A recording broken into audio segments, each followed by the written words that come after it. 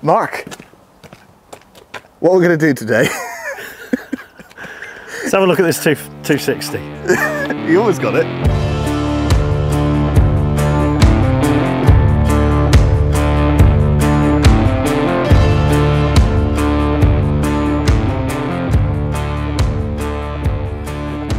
Let's have a look at this 260.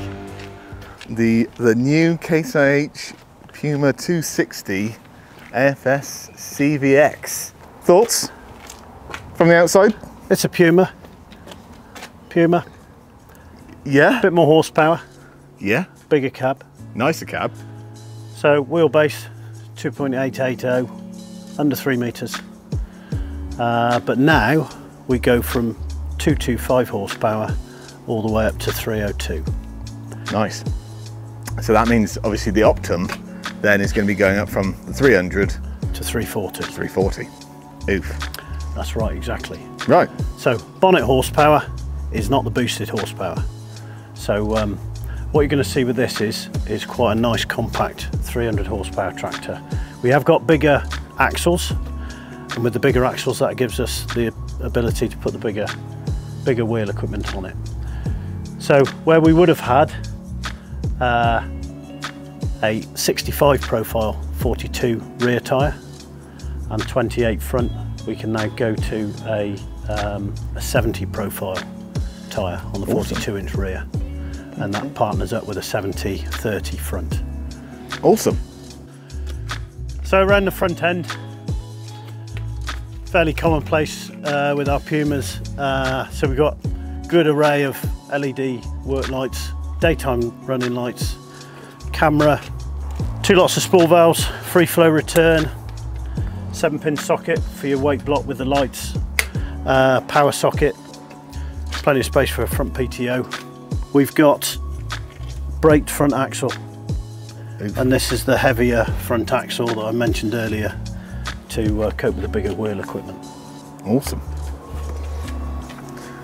Coming on round to the right hand side of the bonnet as you're sat in the seat, you'll see there's a power bulge for the variable geometry turbo, which is required for the bigger flagship machine, and also you'll see the chassis side rails there for the 260.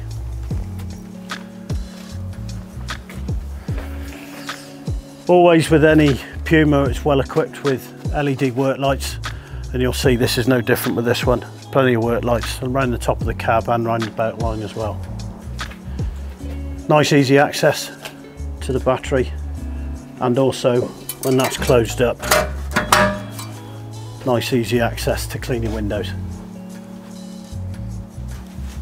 Awesome. Moving on round to the back, both fenders are equipped with lift lower, configurable spool, engine stop that will cut the engine, and also we've got our 2 engine speed ranges, so for tanker work it's all pre-equipped for it, and obviously PTO engage. Then along the top, behind the top link there, we've got isobus socket, ABS, 7-pin socket, air line, spool depressurizing levers. How much fuel was in there?